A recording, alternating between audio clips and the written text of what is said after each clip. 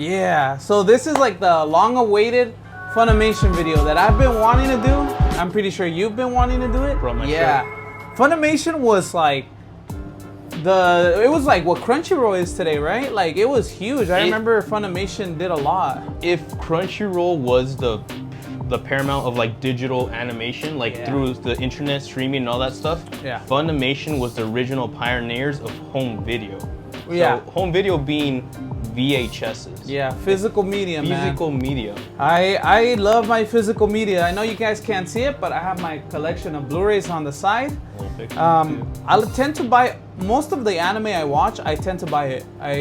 Especially nowadays because a lot of anime.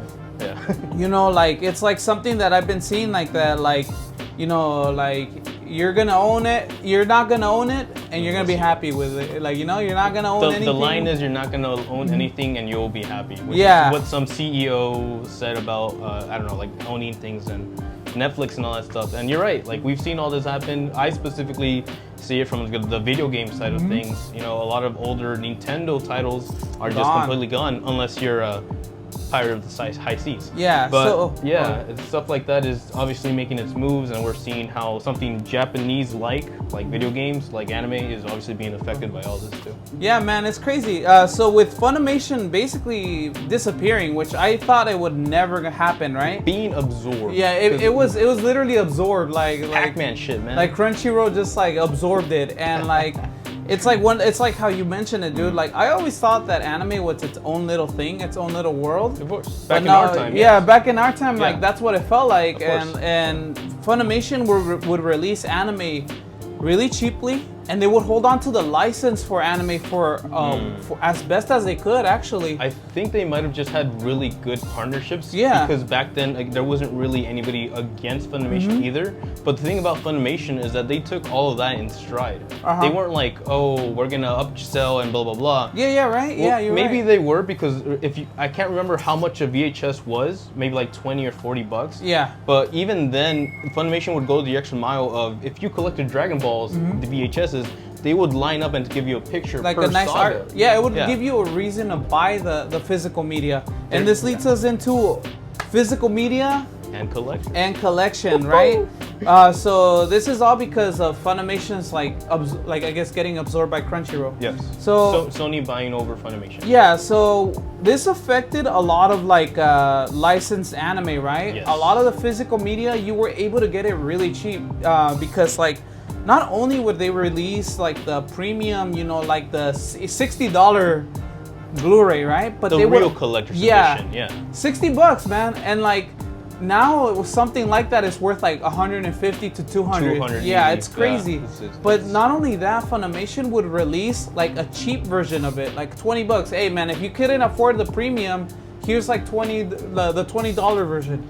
Yeah, I remember that. Those were good days. Something to think about too, though, is that those came out of necessity. Yeah. Because back then, even though Funimation was still building its app or whatever, they weren't really the digital distributors. Yeah. So I think specifically about the save bundles, which was a great move from Funimation. Super amazing value edition of the animes. Those save bundles back in the day, bro, like you would buy them and you would be ashamed of showing you would be like, bro, you're buying broke people's anime, but because it would say save, right? On the side of it. Yeah, and then they would say, you want to check it out. Check this out, Raj. This was broke people anime. You see how it says save? Yeah, and then that's how you knew your friend was a brokey, right? Buying anime, but how much does that go for right now on eBay? That DVD, it's DVD, not even Blu-ray. It's like it goes for 120. Like and then not so cheap anymore. Yeah, not so cheap anymore. That thing was $20 when it came out. Yeah, it's crazy. So, and just to think about that, I think their shtick of that is that they figured out that we could sell more, make more money. Maybe people rebuy the anime because we didn't have the digital distribution. So they figured out a way to make it work without being like super obnoxious. Yeah, it's crazy. A lot of these like the safe bundle animes, they go for like $100 now. Because they just don't exist. Like you can't legally watch like for that one, like Birdie the Mighty Decode. You can't watch, I guess, legally Death Parade anymore. Because that was Funimation, but then Crunchyroll had it, and then Crunchyroll was just like whatever's. And it's specifically those animes are really like niche, no? Yeah. Like, why do we think those specifically were pulled out? Like, why did they decide not to either relicense them, pay for the songs, or yeah, I think when Funimation was absorbed, one of the reasons why like they lost the license to it is because like it was a breach of contract that Funimation had with the studios. Yeah. So by them getting absorbed by Crunchyroll, it breached the contract, you know.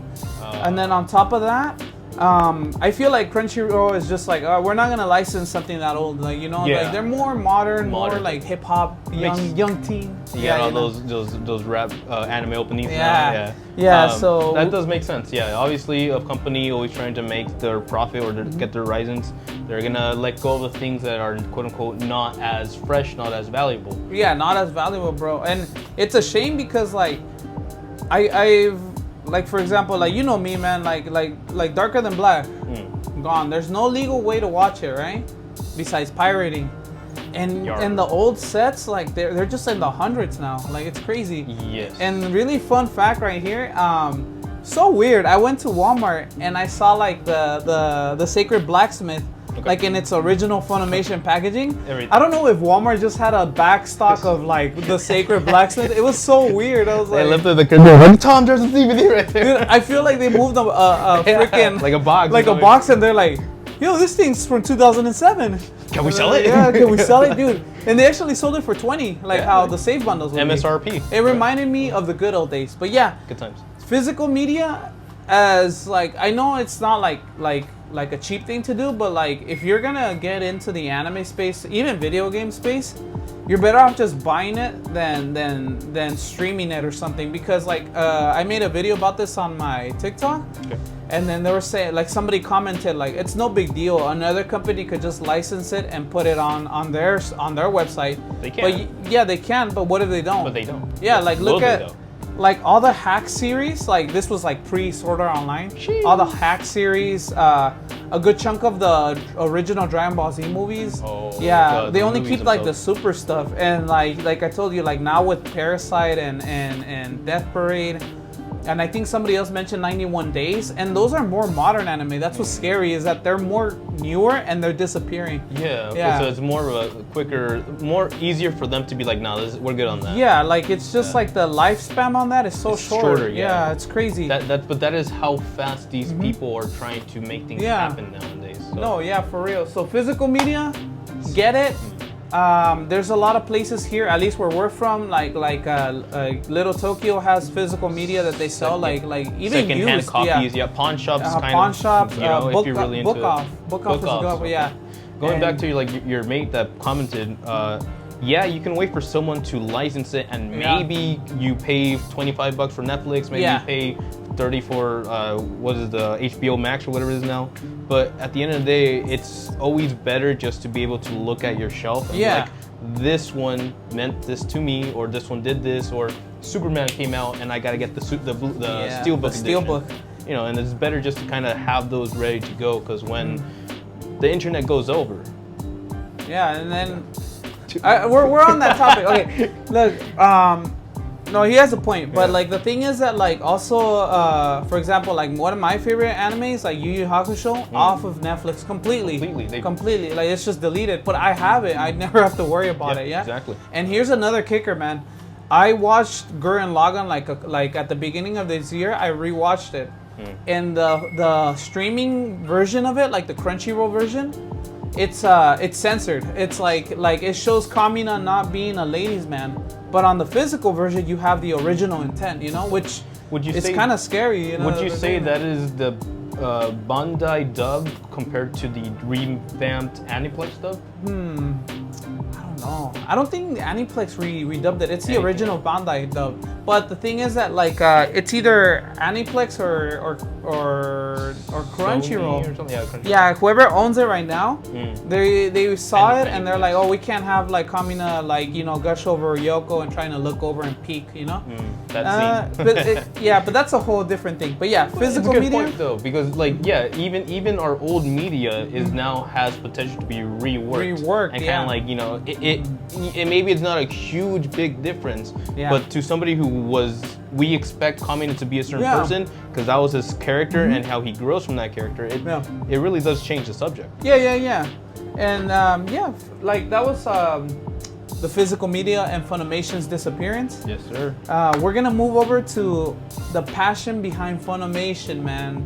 Look, I know Funimation didn't do all that well in the streaming side, right? It was very glitchy, right? But Funimation had a soul to it. Like, it had a passion. Like, it's really weird because Crunchyroll to me feels like it's just like a brand. But like Funimation, I felt like I knew everybody behind the scenes. Like, I think there was this guy named Rojas. Like, he would like he was like an Asian guy.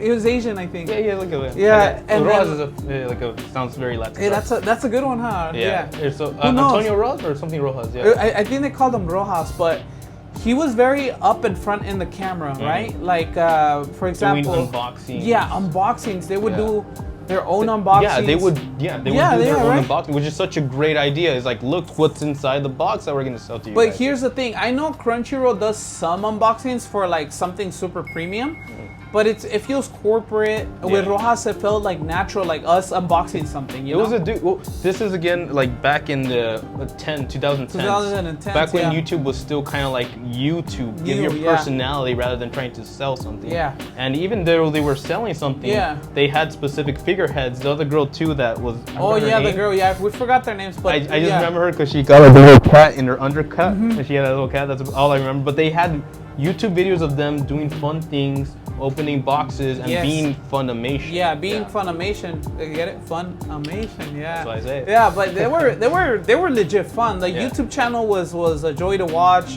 They would show you behind the scenes, and not only that, but like, they would do skits, like legit. They would do skits. They would do like fun things. The ones that like automatically click in is the Space Dandy one. The promotional materials were very inspiring. Very good Space Dandy promotion. They got the voice actor to dress up as Dandy. Oh, he was the voice actor. That's the voice actor. Oh, I thought they just hired a random cosplayer like Space Dandy. That's what's crazy. It's the actual voice actor. And that's even better because now I expect Sony would hire some super high pop star to do the promotional material. Yeah. But Funimation was like, no, you're the guy. Please help us do this. And that's cool. Like, it's the whole team always on board. And that thing was so great. It was Space Dandy, like the actual voice actor for Dandy, doing the promotion, actually being in the car, like going through a car wash. I remember those. Yeah, like laying down, like doing all these fun things. What is it? Looking at the cat's ball. Yeah, it's like it's a warp pole. And then like, oh man. Not only that, but like what I'm talking about, the soul of Funimation is that like, when there used to be a store right here called FYE, and I don't know what kind of like collaboration they had with Funimation. But probably like a deep, like that's what I'm talking about. They probably had a really strong distribution / promotional. Yeah, and I like, there was like the workers that would work there. I would say hi to them because I would go there all the time to look at the anime. Yeah. And they would always be like mainly pushing Funimation anime, but they would be pushing other stuff too, but mainly Funimation. And then we went to Anime Expo, and she's there, and she's all like, hey, like, I was like, what are you doing here? And she's all like, oh, Funimation paid us to come in and work here. Which is insane. Crunchyroll would not do that, dude. Like, they would, like, I don't know, it was just like a specific feeling, you know?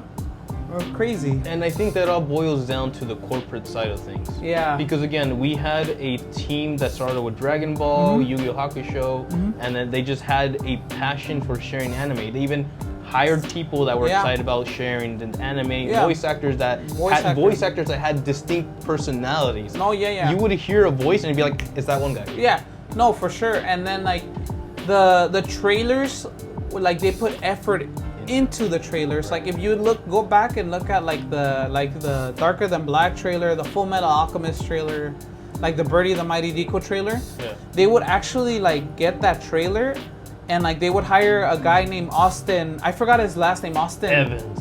Dunn or something like that. Okay, cool. Something like that. Don't quote me on that. But his first name was Austin. Okay. And he would do like remix of the music and actually like made a unique trailer instead of just like, oh, here's opening for the trailer or here's a simple trailer.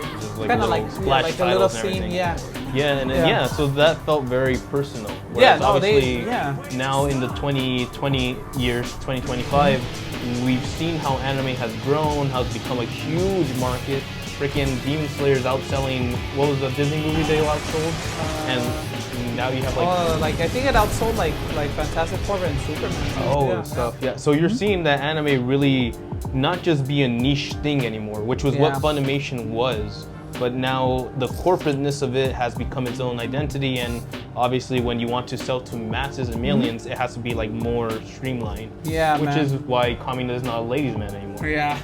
And like something to like kind of like wrap this segment up is the that you mentioned is that like the voice actors would be a part of like whatever promotion they would be doing. I remember for like the Black Butler unboxing video when it came out, like I think they had the voice actors like unbox it, and then like even like they would go a little raunchy. They would show you like for example like with the freezing anime, they would go like, oh, there's a special booklet right here if you want to see it, and like you know, it's just crazy like, and now like it just feels plain, like, you know, no very corporate, very like, hey, we just have something to sell and go buy it because we know you'll like it because it's anime at this point, which is kind of what we're leading into, right? Or it's been hard to kind of see that happen because I guess we do still have like fond memories of what it used to be, even just thinking about just high school and how like even like the Yu-Gi-Oh kids in the library were still not as accepted, but over time it became a normalized thing. And then we're gonna go into the one you wanted to do. And just the idea of why is it like this? Why are we here? How has it changed this? And what can we expect going forward? Because I don't know if you know, man, which I'm pretty sure you do know, but a little movie called Chainsaw Man just came out. Like, and I have the series and I haven't watched it. The movie, I haven't watched it either. I bought the series. But it's kind of like Demon Slayer and how they've thrown, Aniplex specifically has thrown all their money into 3 movies of Demon Slayer, because instead of anime, we've seen that the budget now isn't selling it to Hollywood and making that money from the universe or the worldwide sales. And then now we have Chainsaw Man, which is kind of doing something similar. We've seen how anime jumps to the movies and how they kind of like try to make that happen back in the anime series. But more and more you're seeing them lean more towards the movies. So like what does that do for streaming? That's true. So it looks like I never thought I would see the day, but basically like they're moving entire arcs into movie format. And they're getting more money off of that. So they're making these movies for cheap and they're putting them in theaters and people are buying tickets and they're getting their money back. And it's crazy because like how you said, well, at least what I'm thinking about is that a lot of the future anime, they're just like, screw it, just make the arc into a movie. Exactly. And who is in charge of Crunchyroll? Sony. Movie productions. So that's pretty sad. But it is a little sad because we keep on hearing things about how the anime workforce is suffering. Like they don't have enough pay, they get rushed. Some animes are like borked because they're like all rushed and all that stuff. And then you have these conglomerates, you know, you have Aniplex, you have whoever Chainsaw Man is, doing like big things. And I'm not gonna lie, like they're good things. Demon Slayer looks freaking genius with his 3D animation. And I didn't think we'd ever say something like that after Berserk or whatever. But and Chainsaw Man does something super crazy with 3D. Like if you watch it in 3D, it's perfect. I don't know why we haven't done that more often, but you see them taking like gambles with movies. Because it's a movie, they can throw their budget, they can change the art style, they can get more creative with it. And while that does seem very cool and very nice, and while I will pay for it if I have to or whatever, it does make me think about how the actual streaming service and how normal shows, quote unquote, are gonna end up being in the future. Because if you think about it, if you really kind of want to put it on the scale, Sony has taken anime and made it into video games. You have your indie animes, you have your pretty decent animes, and now you have your AAA Sony produced animes. So money does a lot of things, you know? It's a point that I wanted to or I've actually talked about it somewhere else before, where the anime, like the reason why it's doing so well, and I know like a lot of people are gonna be like, nah, it's because like as of right now, I don't know, things could change. Anime like has a little bit more leeway in being expressive. They could show like you know, like they're not stuck to the message. How there people say that like American movies have a message. Yeah. And like Japanese movies, like they're more free. Like they could tackle certain subjects that like in the US are like nah. And that's like one of the things that like we're going in a good direction with the message that anime like is being like basically it's telling you, oh, you can be more expressive, more free. Right. And then we have like which is where we came yeah. from. That's our generation of anime. And then we have like, for example, like now like that they're trying to like block like anime movies in the US, which is insane. Like it's making more money. It feels like they're getting jealous. And I'll throw this one in there. They've banned Assassination Classroom from schools in the US. Yeah, that's why you should get physical media, because that thing is not gonna be available in streaming too. And, yeah, exactly. Yeah. And that's a good point, because America has, you've seen America, Lilo and Stitch. Simply put, Lilo and Stitch and how effed up they took the whole family aspect and shit all over. Just that idea of like those kind of values that Hollywood is pushing, and if everybody likes Japanese things because they're more open, expressive, but if we now have Sony controlling Crunchyroll and all that, how much longer till they start pushing their, you know, their ideas? You can't, Kamino can't be a ladies' man. It's already happened. It's starting to happen because the guy that made Your Name, well, in the movie, Shimbo, or Masahiro, whatever. In Your Name, he recently gave an interview saying that like, oh, like when the guy goes into the girl's body, like he touches like her boobs, like he couldn't get away with that right now. He said, so you know, I suggest you guys start supporting the things you guys like, and then we'll see if like it just feels like the U.S. movies are getting jealous of the Japanese movies. Like they're not liking it. Yeah. No, definitely. Yeah. I definitely, especially with like, you know, if Demon Slayer is outselling a high-budget Disney production, I think it was Elio or something like that, a Disney production, then yeah, everybody pushing papers in the cinema, blah, blah, blah, media side are going to start pushing things a certain way, and that is interesting. Yeah. It's going to be it's so going like, to be anime wars. Anime wars. Movie wars. So here's the thing. It could go two ways. It could either be like, oh, like American movies are getting jealous of like Japanese movies, or Americans are gonna be like, now we're gonna make those anime movies into live action. Which I hope they go that route. Yeah, I really hope they go that route. Do you know my shtick? Yeah, Akira. Yeah. Tom Cruise, dude. Actually, I'm not even shitting you right now. When I went to Universal Studios Hollywood, I met up with like actual Universal people, and I pitched the idea to them, and they were just there like. No, Akira would be a great one. They're like anime fans. Yeah. And so we're seeing Edge of Tomorrow, which is a All You Need Is Kill adaptation with Tom Cruise. Yeah. Now becoming a anime movie from a different perspective. So I can see Tom Cruise being like, wait a minute, let's do this again. And so I definitely do think that people like Tom Cruise, people like, Channing Tatum is a voice actor in the Demon Slayer movie. People so like Channing Tatum and like even artists are very into anime these days.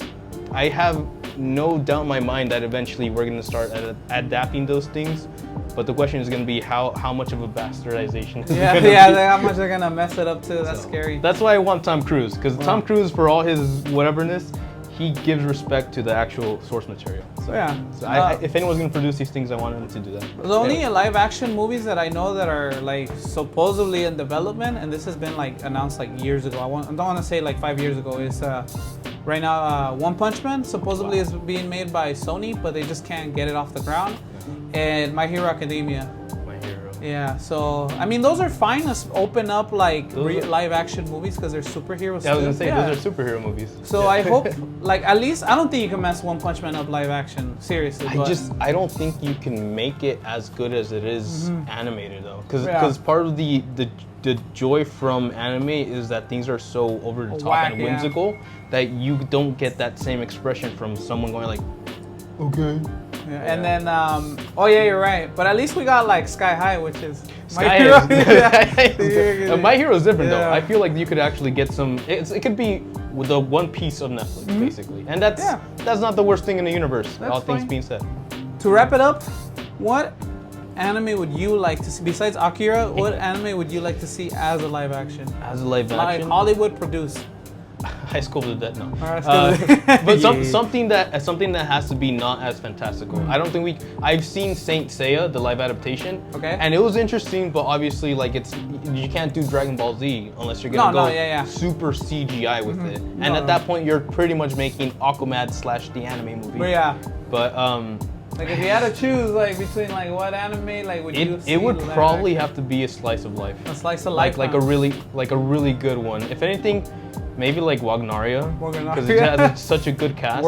Or something like Haruhi Suzumiya would actually work out. Yeah, but I feel like those have like streaming vibes. Like I'm talking about full blown like just imagine like either DC Marvel type. Yeah, an action thing. So Chainsaw Man the movie. Okay, so then. Right, something where you could be like, oh, like for example, like something Superman level or like Marvel level. Honestly, stupid enough. Sword Art Online.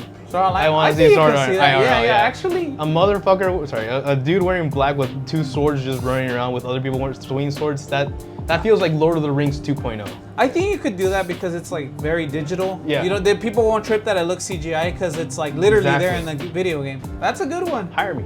Yeah, that's a and then after the disappointment of Tron, you could actually do something good with AI. Yeah, there you go. Just get the Tron team to make a freaking Sword Art Online. I love the visuals of Tron. It was a shitty. It's just like the story's pretty bad. It was Disney's agenda again being pushed into. All right.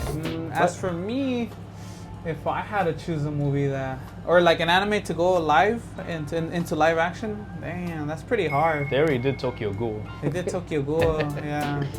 That's pretty good. I'll say Kill la Kill. No, I'm just kidding. Yeah, you could do it. She's gonna wear basketball shorts, baby. Some basketball shorts, huh? Let me see. Honestly though, High School of the Dead could work if you just tone it down. Yeah, if you tone it down, yeah. I think if you do the whole zombies, high schoolers survive, you could get away with a lot of that. Yeah, you could do something with it. Yeah, you're right. I can't really think of one. Every anime is so fantastical that it's just like, oh, relax, you know? Yeah, but... They've made Full Metal, it's okay. It's okay, huh? Yeah, like even that, because that's the thing though, like something like Full Metal, you look at the character and you're like, I don't know.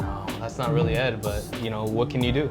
They're humans. Yeah, but either way, I mean, like, everything's up for grab right now. We'll see what Hollywood does and like the anime studios do. And I think that's where we're gonna end up. Sony, being Sony, is gonna do its best to sell more of its licenses products to America, and America's gonna either import tax that or eat it all up. And yeah, I feel like you could do Death Note, by the way. Definitely, like, like for Netflix, but an actual like a good full live action, like freaking put Leonardo DiCaprio's life. Yeah. but bring William Dafoe as Ryuk back. Yeah. William Dafoe back. And then L like freaking what's his face? The guy from Willy Wonka. Oh, Timothy Chalamet. Yeah, Timothy Chalamet. That's actually really good casting. Yeah, do that. That would be fun. For real, I think Zac Efron was the original light young. Oh yeah, Zac Efron was light. Yeah. Well, anyways, that's it for like the Funimation video. It's been a good refresher. We just would like to share what things used to be and where we are now, and back in the past. Back in the past, blast from the past. Make sure to buy some physical anime and then stay fun. Yeah, we'll see you guys in the next one.